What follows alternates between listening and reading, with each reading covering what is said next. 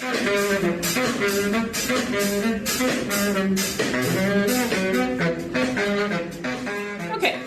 so I have been at Panera about 15 years in this, not quite this role, but in the real estate strategy department.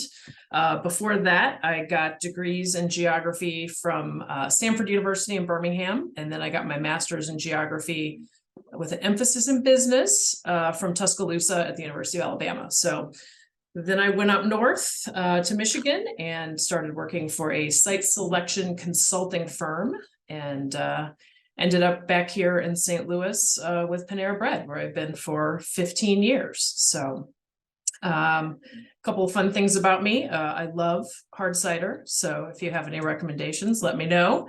I know you guys have one in Carlisle, not too far from you, but I keep seeming to miss that on my work trips. Love national parks. And I've been to all 50 states through work or play. And when I'm not working, I'm usually golfing, hiking, or at the gym doing some CrossFit, even though it probably doesn't look like it. So anyway. All right, so Panera Bread. I know you guys, we got 2,200 stores almost. So I'm assuming most of you have kind of heard about the brand.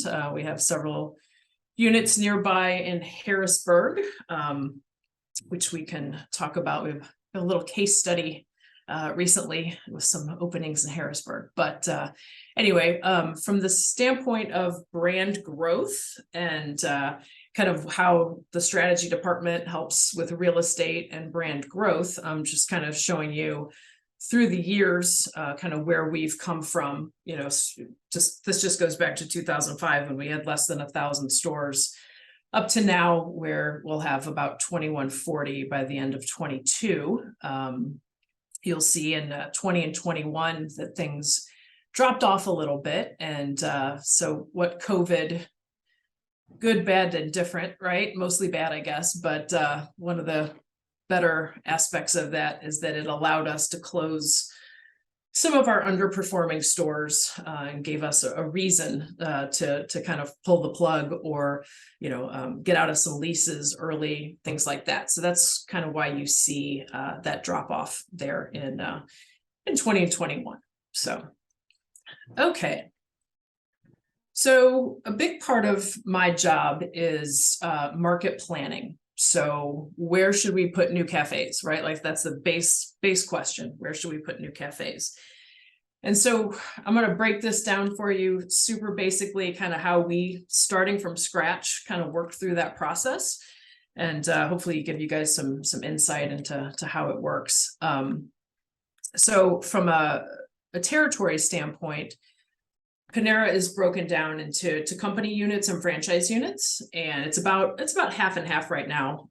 Not quite, but close enough.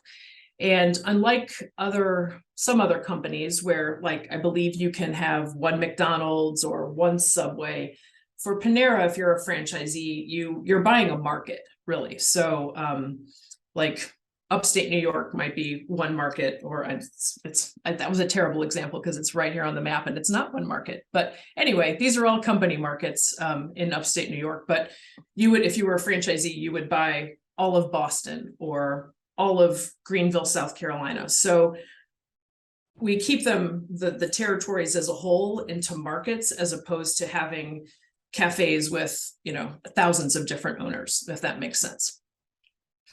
So within each of these markets, right, we have what's called trade areas.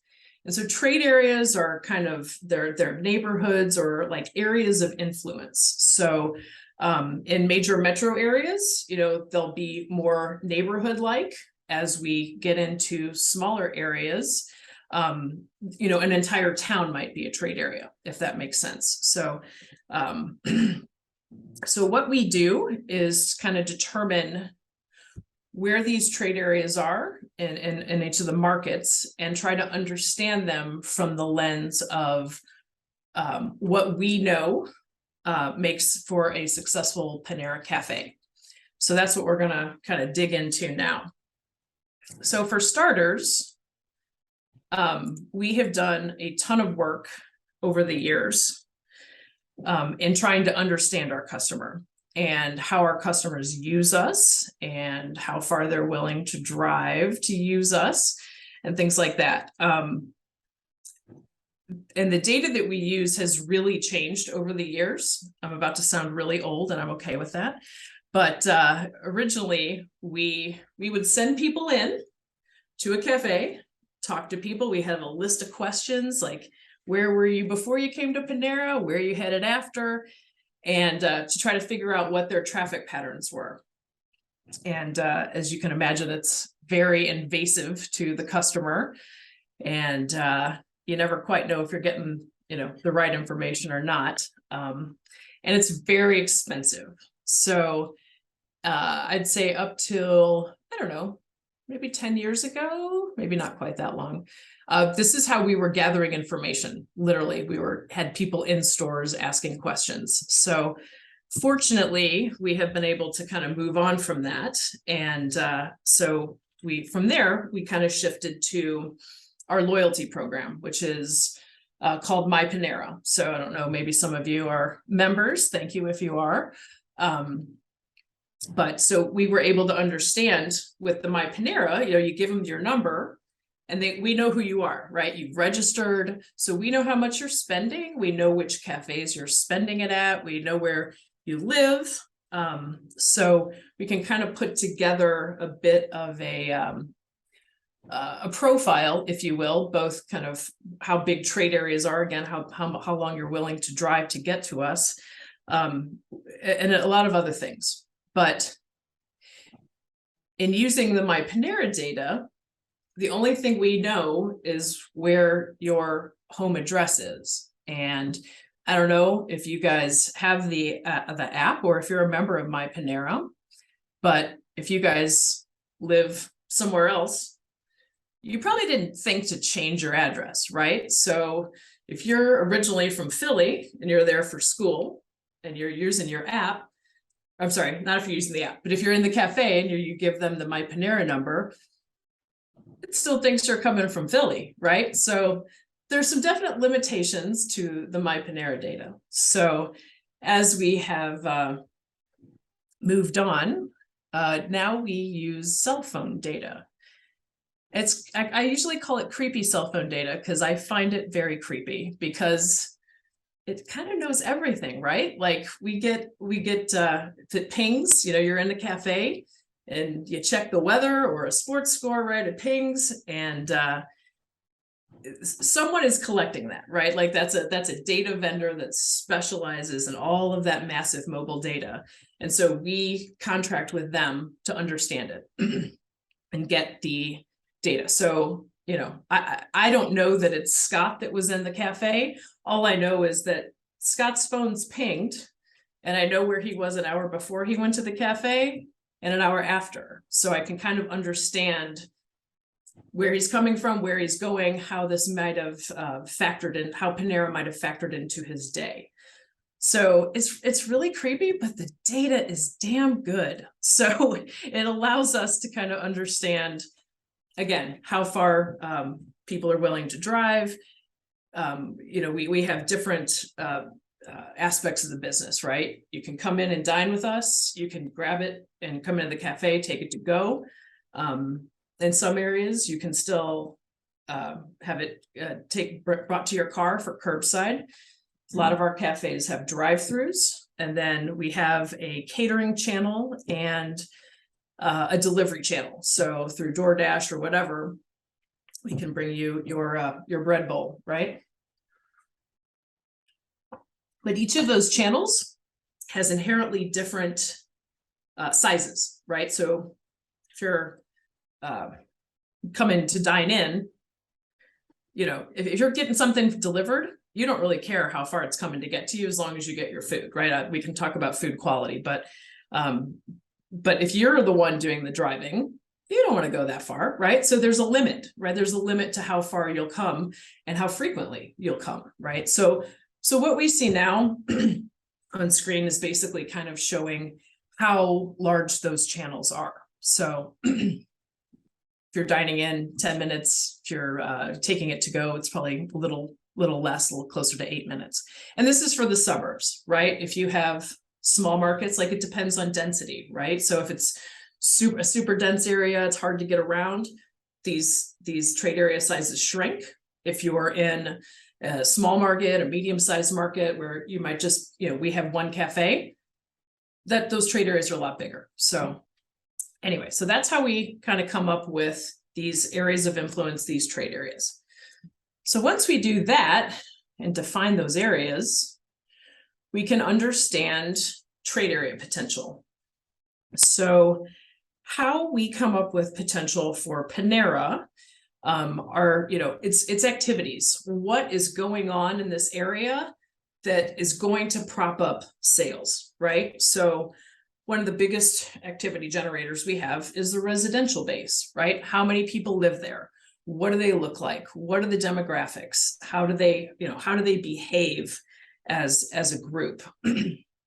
So density is obviously a very important piece of this, and where that density is, right? So if you're in the middle of that trade area and it's really dense around you, and then it kind of disperses towards the edges of the trade area, that's a lot different than if you're in the middle of the trade area and all the population is living out, or, at the edge of that trade area. So if they're closer in, they're going to come more frequently because it's more convenient. So the total population of the trade area matters, but it certainly matters where they are in relation to the store as well.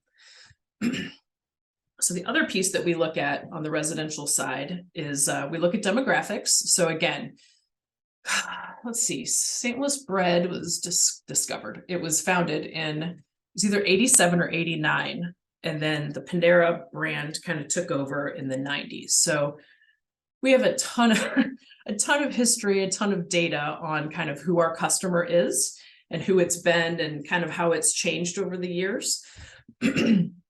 So, we have a very good starting point for demographics, right? And again, it's not to say it doesn't change, but, we have a pretty good solid base from all of those years of data.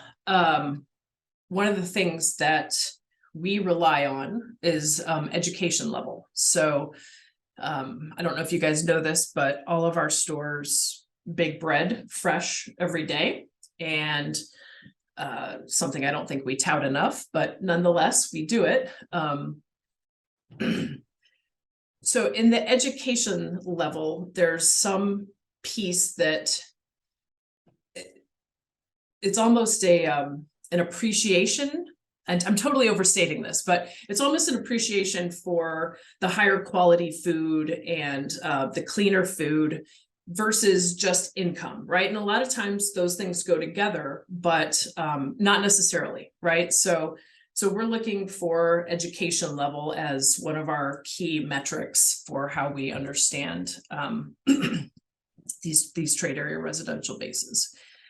The other piece that we have here is what we call a lifestyle index. And I don't know if you guys have done any work with segmentation systems or psychographics, but this is kind of where you kind of take demographics as a whole and blend them with consumer behavior, right? So the premise of it, assuming you guys haven't used it or haven't done that much of it, but just trying to cover off quickly, is, kind of that birds of a feather flock together. So, I probably look like my neighbor, my other neighbor, or it's close, right? But it's kind of that the premise that folks with similar education levels, incomes, family, not family, buy rent or own rent houses, things like that. All of these pieces kind of come together into these different, what they call segmentation groups, right? And there's all kinds of data vendors that have their own segmentation systems, but it just takes demographics one step further, right? So if you think about, I'll be super stereotypical here.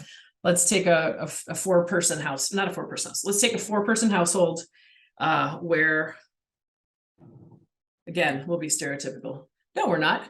Mom's a doctor, right? We got mom's a doctor. We got two kids. Dad's a stay-at-home dad. Okay. Then we have a two-person household where both folks are factory workers, right? They both make $200,000 as a household. But those spending patterns and the consumer patterns are very, very different between those two groups of people, but you wouldn't see it in the income, right? So that's why we take a look at all these other demographics to kind of understand who is who's there and how they're spending. So, yeah. If it helps, we have taken a look at Esri's tapestry segmentation data, and we'll be playing with it some more next week. So this is a really good setup. So I appreciate awesome. It. Awesome. I want to come play. Very good. Okay. So that's kind of the residential piece that we look at. And again, for trade area potential, we want as many of these as we can get, right? Like we want, shoot, the slides next after that set me up, but oh well. Oh, I have the control of this. I can jump. Look at this. Okay. So we kind of look at this from a trade area, the potential. We want 4 legs of a stool, right? We want residents, we want workers, we want retail, we want as many traffic generators as we can get, so we can make sure that if one falls off, we still have a good support system. So just to kind of put it in perspective here, right? Like you've got a stool, something goes away, office, right? Let's talk about office during COVID, right? So we have a few cafes that are centrally located in major business and office areas. Those haven't done so well. We closed a few of them because there was, no one's come, I don't say no one's come back to work, but a lot of folks have changed their office behavior, right? Like you can see here, there ain't no office here. This is my house, right? With the topo back curtains. I don't know if anyone noticed those, but anyway. So yeah, so that falls off. The office fell off, and we were left with nothing, right? In some of these trade areas. So we want to make sure that we have, as much support and activity as we can to make sure that that they're successful. Okay, going back. So the worker piece is kind of the same thing that we talked about as the residents, right? If we have them, we want them close. Again, it's a frequency issue. We tend to do a little bit better with like white collar workers from the standpoint of longer lunch breaks to that extent. And so a convenience piece of that. But workers as a whole, right, is what drives us. So again, we want them close to the cafe, and the office density piece has, especially on the delivery and catering side, that has been significant. But again, that has all changed, right? And I don't know what it's going to look like next year. I don't know what it's going to look like in 5 years. I hope I'm still in my house working, but I might not be. I might have to go back to the office and put real clothes on and things like that. So anyway, so that's kind of the worker piece. Another thing we look for is retail activity. As this can be at the local level, the neighborhood level, grocery stores, right? Then we move up to like community nodes where we have your Targets, your Home Depots, kind of those big box discounters, things like that, TJ Maxx, all of that. And then finally, we have like the regional nodes, the super regional nodes, where you have, the regional malls or, retailers that are not as ubiquitous, right, as your Targets and that are drawing from kind of a larger area, an IKEA, maybe, for example. So we want that. For Panera, we focus a lot more on daily needs, right? So the Targets, the Home Depots, the grocery stores, things like that, where folks are using them on a consistent basis, right? Because if we want to locate next to something and we know how busy they are on a consistent basis, those people are going to see Panera and associate it with, hey, I got to go to Target. I'm just going to pick up dinner on the way home, right? So we like to have that piece to support sales as well. Now, when I started at Panera 15 years ago, retail was a lot more important and made a bigger dent in our sales. There was a lot more association with sales and shopping. As our patterns have changed over the years, each time we kind of refresh our models, we see that it's less and less important, right? So I couldn't tell you the last time I was at a mall, but I got a package on my front door yesterday, right? So that we've just changed as a society as to how we shop. So especially for us, looking at the grocery stores and the places that people still go regularly, that's still important. But okay. All right. And then the other piece, it says other, is whatever else is, is activity wise in the trade area, right? Colleges are quite helpful, right? You got a bunch of folks in one place, especially for delivery and things like that. That's very helpful to us. Hospitals, the bigger the better. There's typically some pretty big catering orders that come out of there, and especially now with delivery, there's we can get to the front desk of hospitals and into some of the offices, but obviously not up to patient rooms and things like that. But hotels.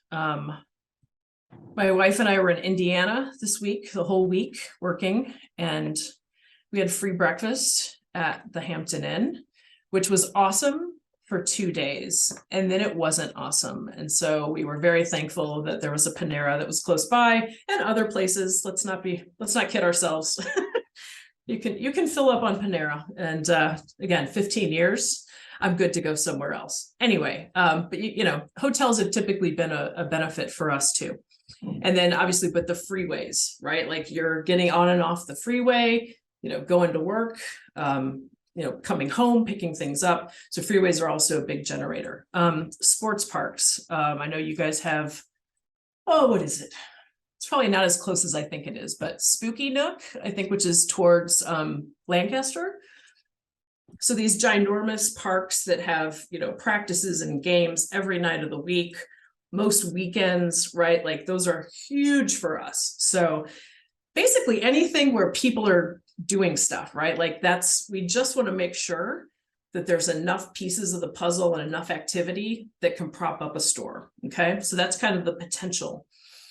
When we define those trade areas, if there's a sister store, it cuts off the trade area, right? There's a little bit of blending, but nothing stops nothing stops trade area size than running into a sister store, because why would you drive past one cafe to get to another? So that kind of contains the potential. And then competition, right, is another piece. Excuse me.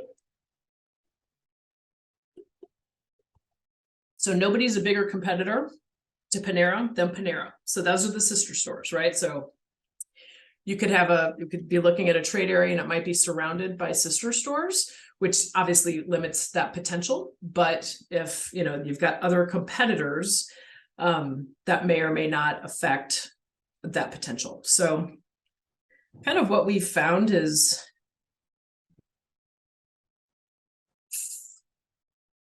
you don't want to be the first cafe in, you don't want to be the first eatery into like a new and growing area, because the housing has to catch up, right? But you don't want to wait until there's 7 competitors already, and then you're trying to get in and take market share. So it's a very tricky situation on timing of when you kind of want to enter a trade area and who you want to enter it with, right? So there's synergy, like, I'm here at this node, I've got Chick-fil-A, I've got Taco Bell, I've got Chipotle, I've got, there's food synergy. People are coming to my area to eat.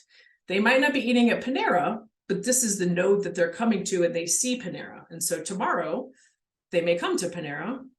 Thursday, they may go to Chipotle, but they're coming to that node to eat. You go out on your own, you're the only game in town, but again, just like the hotel breakfast, you're not eating that every day, right? So it's a very, competition is one of the things that I like to think that we're very good with statistics and knowing who the customer is and all this kind of stuff. Competition is the one that we just can't put in black and white numbers, if that makes any sense. So, okay. Is everyone still awake? Oh yeah, we're doing good. Okay, all right. There's a lot of note taking going on right now. Oh, I'm sorry, guys. All right. No, I'm not making them do it. They're good. They're on their own. Pretty darn cool. Yay. Okay. All right. So we've come back to this stool thing, and hopefully that makes sense now of kind of what we're looking for. So, all right. Back to the demographics. I mentioned earlier we have a lifestyle index that was based on psychographics and the segmentation as well as the demographics. So for Panera, we have yes, we have. We've come up with what we call a lifestyle index, which is just a measurement of how in profile a trade area is to Panera. Okay. So an average customer, well, I'm not sure why Siri's talking to me. I'm sorry. What did I hit? Go away. Okay. So the lifestyle index is basically, I already said that. An average customer is 100. Okay.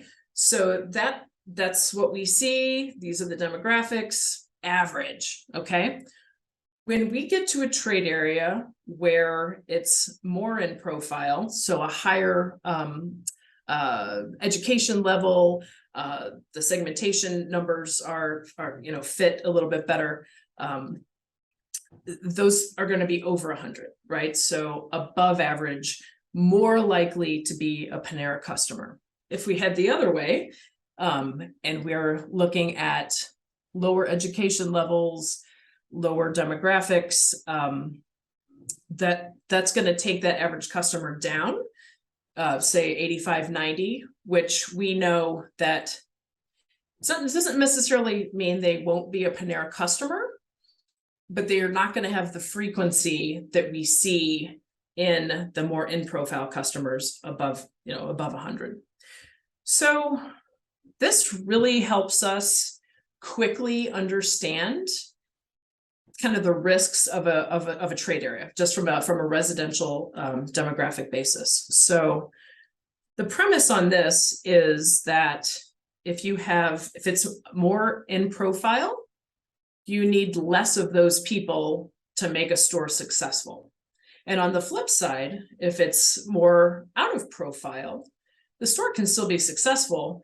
You just need more people to make up that difference, if that makes sense. So this effective population down here is just kind of an example, right? So the average customer, we have a trade area of 100 score, 50,000 people.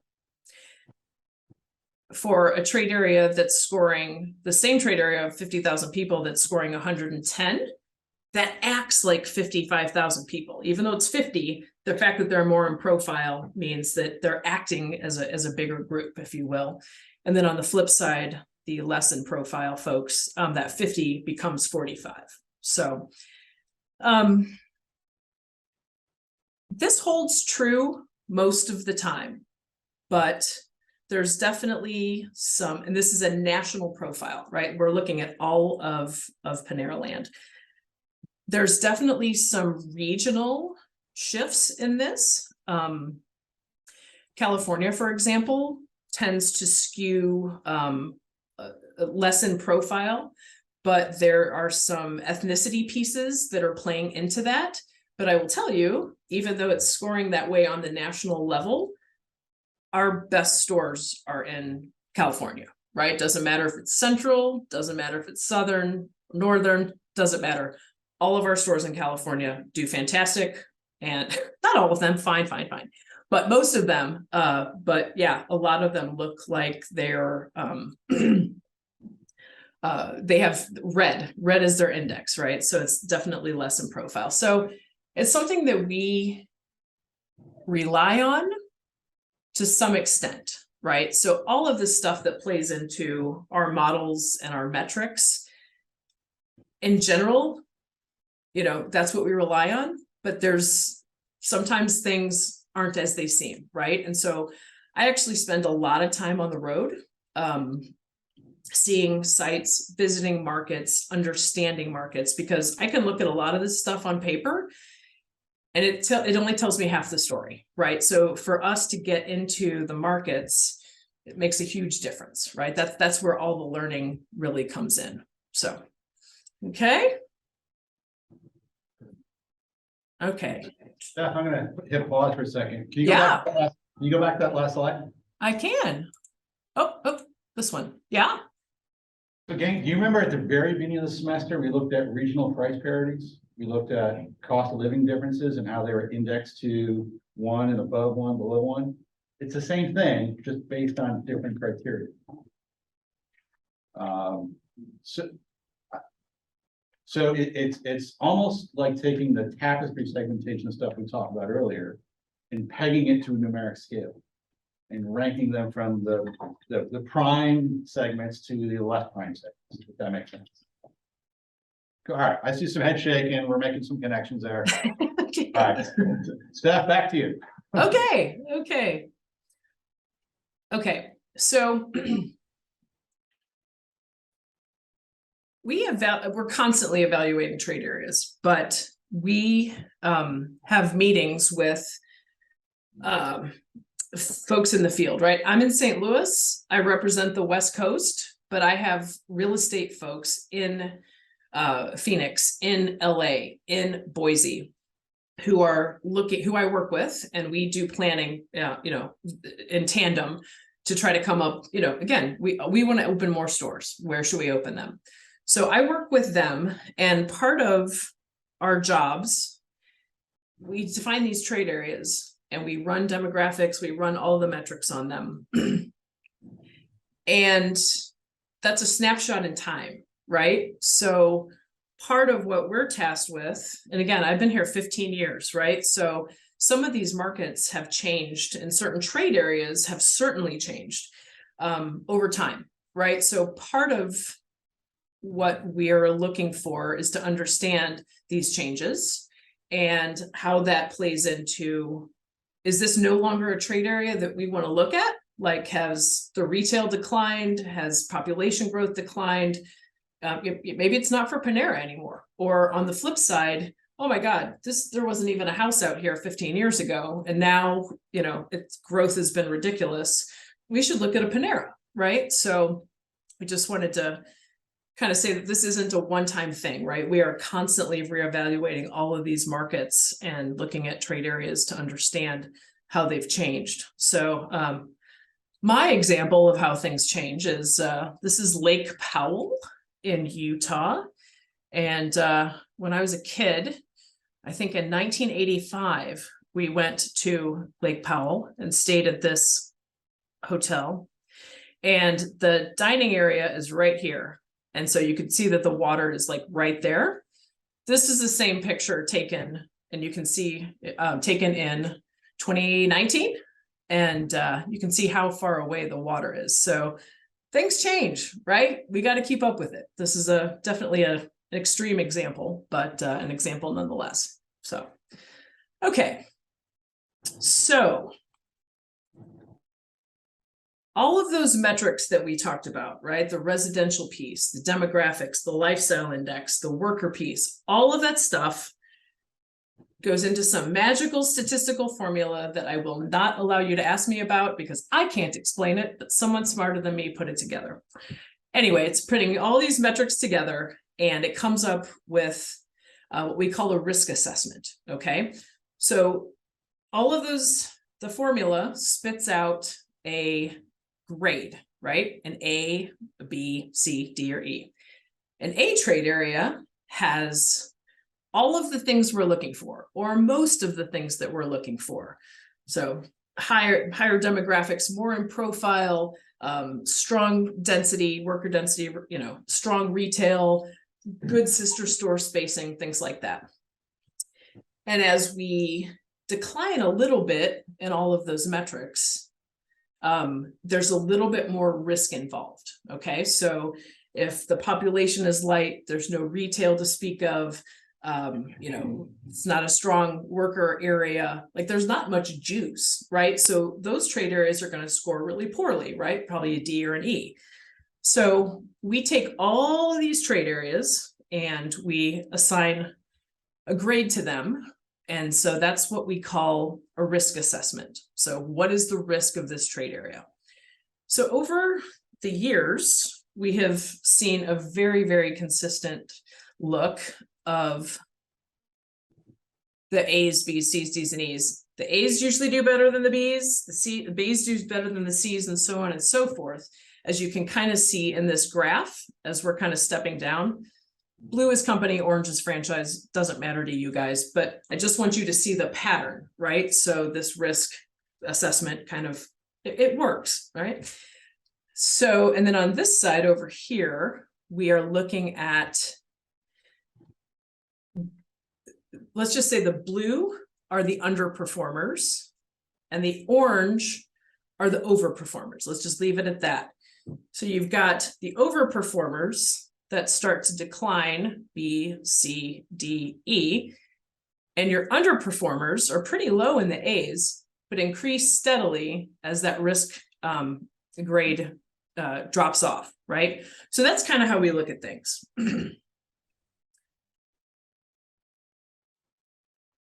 I will say that the potential, we're going to get to this in a second. I don't want to blow my next slide, but the potential only includes these metrics, right? It's what is in the trade area. So let's think about that. What else? So I'm not going to tell you that we don't have A trade areas that are failures, and I'm not going to tell you that we don't have E trade areas that print money, right? Part of it, though, is based on site characteristics. So next slide, please. All right, so this is my mom and I. We were in Switzerland in 2019, and we're about to get on this train. We sit next to this woman from Florida. You chit chat, right? It's a beautiful day. She finds out I work for Panera. The first thing out of her mouth, first thing is, oh, real estate, Panera. Is it a requirement that all of your stores have shitty parking? And I'm like, seriously? That's what you took from that? So yeah, so that's what she thought of Panera, right? That doesn't matter if she loves her Frontega chicken. She thinks we have shitty parking because her stores in Orlando, franchise, have shitty parking, right? So site characteristics matter, right? So there's places I don't go because I know I can't make a left in or out, right? I love Golden Walk, but I can't make a left out to, so it's not worth my sesame chicken to risk my life trying to make that left. Probably places you guys don't go because it's too much of a pain, right? So site characteristics matter, and that is not taken into account with these risk grades, okay? It's only the trade area potential, okay? So what do we mean by site characteristics? Can you see it? Can you see us from the road? Is it easy to get in and out of? Can you park? Lady in Orlando couldn't park. Can you park? Is there a light? Is there a signal that stops traffic that allows you easy in, easy out, right? Co-tenancy is also a piece of this, right? Like I'd rather sit in this center that's on the screen right now with PetSmart and Target and people, using those as activity generators, versus maybe sitting next to CBD store and a nail salon, right? Like, so there's different quality of co-tenants, right? So that's what we kind of mean by site characteristics. Now, site characteristics can make or break you, right? I have an A trade area in, I'm suddenly blanking, but it's in Southern California and it's awesome. I have great demos. I have fantastic density. I have a lot of office nearby. I have a hospital not far away, not a sister store to be found, not far from a freeway, ton of retail, right? This is an A trade area all day long, all day long. Also a franchisee, puts a terrible, I don't know if you guys know what a lifestyle center is, but it's one of those kind of false downtowns where you have to, it's hard to park, or you have to park in a parking garage, but you have this pedestrian walkways that are lovely, but not very good for convenience-based retailers. Put us in the corner of a lifestyle center, no parking. You can't see us from the street. You can't see us from the main part of the center. Yeah, I can't even tell you what that store does, but it's about half of what we projected. So they basically wasted an A trade area with a shitty site, to quote the woman from Orlando. Okay. Okay. So, and on the flip side, you might have a D or an E trade area that, might not, they're not what we want, right? Like it just doesn't meet the metrics, but we opened it for a reason. And you might be out loud and proud, right? Like you're on the hard corner, you got signals, you got plenty of parking, you got Target with you. That cafe is making money, right? So site characteristics can either elevate a trade area or really hurt it, right? So that is a big part of what we do. And when we're doing our evaluations, it's a huge piece because it matters. So so this is basically just kind of pulling it all together, right? So the trade area potential, we got the core, right? We're looking at sister stores, we're looking at competition. There's your total potential. It gets adjusted for site quality, signage, all that other stuff. And that finally gives us what we think our sales performance could be, right? So I know we probably have a couple questions. I don't know if this might be a decent time if anyone has any questions about what we've covered so far. Krista and John, why don't you guys hit yours? I'm So- Krista. Why don't you stand up so the camera can see you? Hey, Krista. Hi. Our last guest speaker mentioned the use of GIS in store location selection for Giant, but he was not experienced in GIS using. We have a two-part question about GIS. Okay. Okay, so number one of the two-part question is, could you please explain the role of GIS and how you use spatial analysis in Panera's site location selection process? And then, do you want to answer that one? Or do you want me to hit the other one? Go ahead and hit the other one too. Of the most common variables analyzed, like demographics, driving networks, store stats, etc., what are the most analyzed and which are the most difficult to work with and why? For GIS, I'm super curious to hear what the other gentlemen, how they use it. So we work with a consulting firm, and they're the ones that have done all of our statistical analysis. They're the ones that, we work in tandem with them, but they're the statistical experts, right? So we provide them with all of our data, everything else, and they're the ones running the variables and tests to kind of have that come out. They get results, they check with us, what makes sense, what doesn't make sense, let's run it again, let's look at X, let's look at Y. We do not have the person power or the resources to do that on our own, right? So some companies will have their own GIS departments and their statistical departments that do all of this modeling. We have the strategy team is a 5-person team, so we don't have the skills or the people to do that. So that's why we use an outside consulting team. They are the ones so we have a GIS system through them, but most of how we use it is our forecasting system is embedded in it, right? So we have a site, We put it down in the system. It takes all of those trade area rules and everything else that we talked about and runs that in the background, right? And then it spits out, spits out a forecast that we don't use. It's way harder than that, I promise. So it kind of spits out a forecast, but it spits out all of the demographics, all of the metrics that we have determined to be important, and then we put it in a spreadsheet and then work with that to kind of come up with the sales forecast. So it's probably super disappointing to tell you that, or it is super disappointing for me to tell you that that's about that. That's not all we use.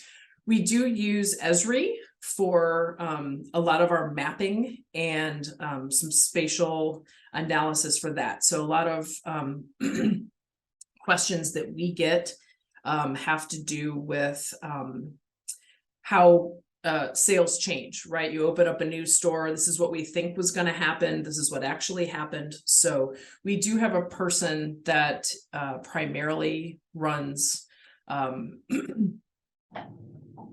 It's one of the ARC products. I can't even tell you. I'm so embarrassed right now, but that's kind of his gig, is kind of maintaining our databases. And we have a lot of mapping requests from all over the organization, right? Like marketing leans on us for certain pieces.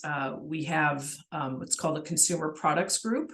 So if you're in the grocery store and you see Panera salad dressing, that's a whole separate category, right? So those folks come to us and they say, hey, we have a meeting with Walmart and they want to see where their stores are compared to our cafes. And, you know, is this a partnership that we can make work? Walmart was a terrible example because they're everywhere. But anyway, so we do a lot of mapping and analysis, like this many cafes are within 2 miles of a Walmart, right? So that's one piece that they use on the sales side. I don't want to tell you that the lifestyle index isn't important. It is. It's what everything's kind of based on. But again, sometimes, like we talked about in California, it doesn't tell the whole story, right? Sometimes sister distance, right? If I have a cafe that's 3 miles from another cafe, that's a way better situation than if I have a cafe that's surrounded by 4 cafes that are 3.5 miles, right? That's a much more sister intense piece. So as far as a most important variable, I don't know that I have that, because they all kind of play in the same sandbox to kind of come up with that grade. So, which variable is your most difficult to work with? Oh, difficult to work with. Okay. Traffic count is super difficult to work with because the data is sometimes hard to get, or updated data is hard to get. I don't know if that's something you guys have worked with as a data set, but you know, I still pull up a lot of points and it's 2014 data, right? It hasn't come up to be refreshed in certain areas, but it's also kind of misleading, right? So if I have 60,000 cars passing in front of me, that's a lot of traffic. That's a lot of eyes seeing Panera Bread. But we talked about, you know, the signal, right? If there's no signal and I got 60,000 cars in front of me, it's hard for people to get in and out and use our cafe, right? So it doesn't always correlate with sales. Like sometimes that's an education for people above us, is that it's not the be all end all that they might think it is. Like there's a lot that goes into it. So so that one is really hard to figure out how to use. And the competition that we talked about earlier, right? Like you want to be with a group. What's too much, right? Where are you, when do you become saturated with choices, right? So it's a fine line. It depends on density. You know, I don't know how much you guys have spent time in Texas at all, but like every restaurant you've ever heard of or never heard of is in Dallas, in Houston, and San Antonio. And so for us to go in, everybody's there, right? So we tend to do a little bit worse in Texas than in a lot of markets. And part of that we have attributed to just the mass of competition. But it is a very tricky variable to tease out. If that makes sense. That's a great question. Zoe, why don't you get yours? Sure. Okay, so hi, my name is Zoe. Hi, Zoe. We know Panera stopped offering in-house delivery service in 2021 during the pandemic. How have third-party delivery services like Grubhub and DoorDash affected Panera's trade areas? For example, are they redressing in-store labor shortages? Are they expanding your range? I'm giddy that you asked this. Okay. Let's talk about this. Okay. All right. I have slides. Let me find them. She was ready for that one. Okay. So, I'm going to talk and then I'll go to slides. Okay. So we discontinued, our cafe. We called it cafe-based delivery in 2020. You said 2021, but this was something certain markets switched over, I think, earlier than that. I trust you though. So when we were doing cafe-based delivery from our cafes, hence cafe-based, thanks, Steph. We had 8-minute drive times, okay? 8 minutes, because we want to get that person out, give you your food, get that person back, get someone else their food, okay? Plus, we don't want food to sit in the delivery car for too long because then it gets gross, right? So has anyone ordered one of our flatbread pizzas and had it delivered? Yeah, that's what I'm talking about. Okay. 8 minutes, super tight, okay? When COVID hit, yes, we struggled with labor and people were turning to the third party. We call them third party aggregators. So it's the Uber Eats, DoorDash, whatever. We're turning to those a lot more for delivery, and our zones were too small, right? So I'm sorry, we can't get to your house, but we can get, 6 houses down, but that's where our boundary stops, right? It was really hard to make sense of it all. But I'm sorry, it was easy for us to make sense of it. It was not easy for the customer to understand, like, seriously, 4 doors down, I see a Panera car, but I can't get it here. Like, what gives? So it was very hard. So between the labor issues and everything else, and us needing to get more sales, let's be honest, right? COVID sucked. So we needed to find a way to get more sales. So we flipped that program to the third-party aggregators. So now you can order through DoorDash or Uber Eats or whomever. You can order through the Panera app, Panera website, whatever. So what it has done is, like, now Panera, from a labor standpoint, I don't care if it takes you 20 minutes to get to that customer. It's not our people, right? Now, there's a lot of internal debate about what those 20-minute delivery zones or whatever they are, they change, right? What that does to the food and Panera perception, right? Like, if I get a crappy coagulated pizza that I ordered, I don't want to order that again, right? So it looks bad, but that's where we are right now, okay? So we're having a tough time understanding what's worth it for the customer to get their stuff and what's not great, like what doesn't travel well, and this is going to be a problem, right? So it's an ongoing situation. Okay, so these zones exploded, and I have a GIS thing to show you. I did not put this together, someone on my team did, but I'm so excited. This is a time lapse of where these delivery zones were. You can see the date range up here. So this is 2019. And what this is going to show is how these zones expanded once third-party aggregators came in. And then when we opened up new stores, like how that also affected it. So there we go.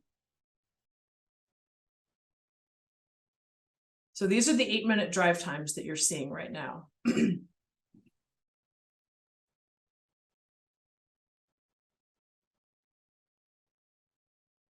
COVID.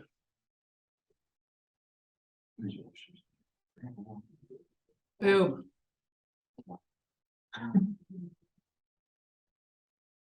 New store. So you see how far that store is delivering to these, especially out west, right? Yeah. Yeah. Almost like a battle line. Yeah. That, oh, there's another one.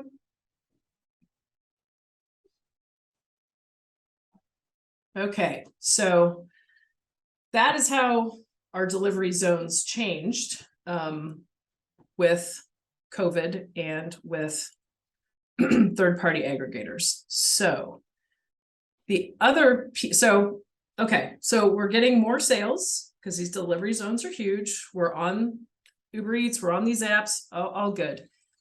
An unintended consequence of this is in cannibalization. Cannibalization is when you open a sister store and it takes sales from an existing store, okay? So when we are looking at trade areas, part of what goes into the financials is, okay, so we come up with a sales forecast. How much of that is incremental new sales and how much of that are sales that we've taken from other cafes, okay? So typically, especially with the 8-minute drive times, we weren't really impacting delivery. But now you saw how big those delivery areas got. So now we can't open a store in any kind of metro area without impacting delivery. And the other piece of this is that those delivery sales typically make up 25% or so, some higher, some lower, of a cafe's sales. So this has had a huge unintended consequence on how we look at new stores, because, you know, we do a forecast, there's all kinds of stuff that goes into the equation, right? Like, what are construction costs? What are occupancy costs? What does the lease look like? And so all of those things come together. I'm like, these are the sales that I've got. Okay, well, these are the costs. Okay, we should get a return on investment of about 20%. That's what we're looking for. But if there's a huge impact to those sales, it's really hard to make that what we call hurdle, or meet that 20% return on investment, because we're taking so many existing sales already and we're just shifting it to a new store. So they're not new sales, they're not incremental. So it has been a blessing and a curse, if you will, to look at this. So that's a great question. I'm so glad you asked. So let's see. So kind of along those lines, I forgot about this graph, obviously. So you can see the delivery channel for a drive-through cafe is, you know, almost 15%. And then for delivery, it's closer to 20.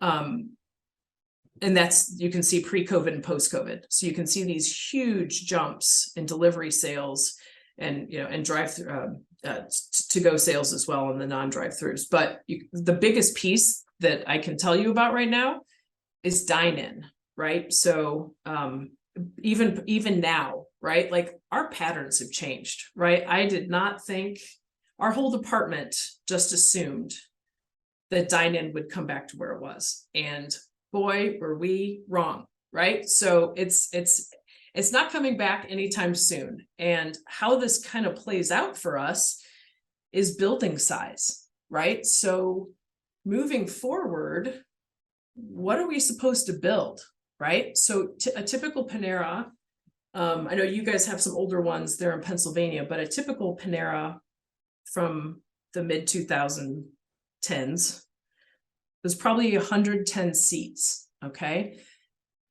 Now, we don't want to build anything close to that, because the folks aren't there to eat. Now there's certain trade areas where dine-in is heavier and, so we have to weigh that, right? The sports parks I was talking about, right? You have one team that comes into a 100-seat cafe and, with parents and everything else, you're done, right? So we still have to take that into account, but moving forward, we don't need 110 seats. Do we need 80? Do we need 60? Do we need less than that? And again, it's going to change with the trade area, but that's something that we are grappling with really hard right now is what the hell do we build? Because we don't want to waste company money, especially right now with the investments being so high for construction costs. Like we don't want to build anything bigger than we have to, but we also don't want to cap potential, right? So if we have a big dine-in trade area, you take half the seats away, you lose business, right? Because the dine-in piece is a very specific use case, right? If I want to go dine in somewhere and I can't, I'm going to go dine in somewhere else probably. I'm not just going to get something to go, right? So it's very different. It's been super interesting on how we look at all this and determine everything. So, okay, what else? Let me run through this. I know I'm running out of time. I'm sorry. This is the creepy cell phone data I was talking about earlier. I probably should have come down to this slide earlier. So this is that pre-visit, post-visit I was talking about. So the people in purple, those folks were, the dots show where those folks were before they came to Panera, and then the orange dots show where they went after. So it just kind of shows us, where are they coming from, right? Are they crossing the freeway? Are they not crossing the freeway? Just trying to understand patterns. While you're here. Oh, yeah. Lauren, I think you got a question that kind of dovetails with this. Yeah, Hit me up, Lauren. is there any attraction to putting like a Panera next to a national park in order to attract people to want to eat there and then go participate in that national park?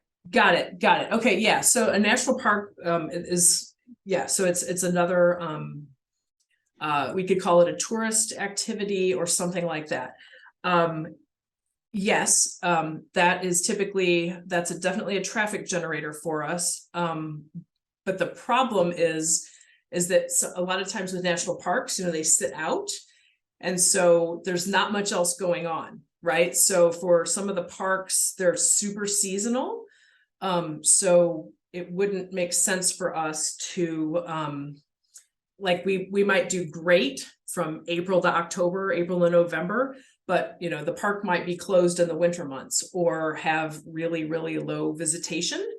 So it probably wouldn't be worth building and operating a cafe for that. We have actually a great example for us is in the Wisconsin Dells area. I don't know if you guys have heard of that, but it's Gatlinburg-esque, if you will. And another franchise cafe. And we're about to close it, honestly, because the seasonality has been so crazy. And this is not a piece that real estate strategy gets involved in, but we can't staff it, right? Because the pool of residents is so limited and the pool of workers is so limited, and there's so many things vying for their employment in a short amount of time that we've had so much trouble staffing them that it's been really hard.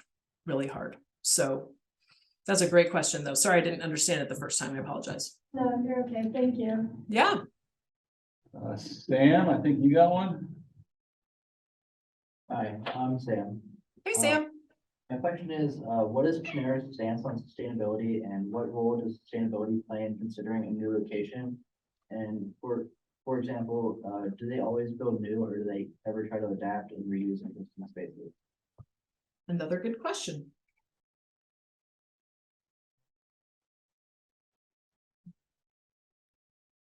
It feels like we are building new most of the time.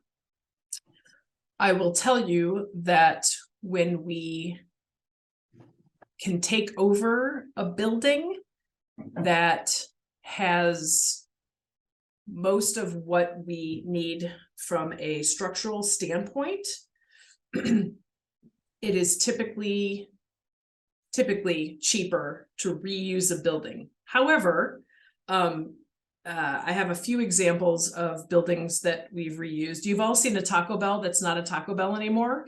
And they're like, oh, why didn't they change it? It's still a Taco Bell. No, it's not. It's an eye doctor. Okay, we all know it's a Taco Bell.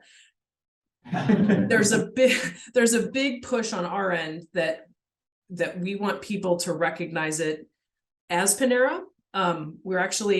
We have one cafe that opened in 21 that used to be, I don't know, an Outback or something like that. And we took the building over. And it's taken a long time for the people in that trade area who knew it as an Outback for how many years to be like, oh, that's Panera. It has taken us a long time to get those sales up because we didn't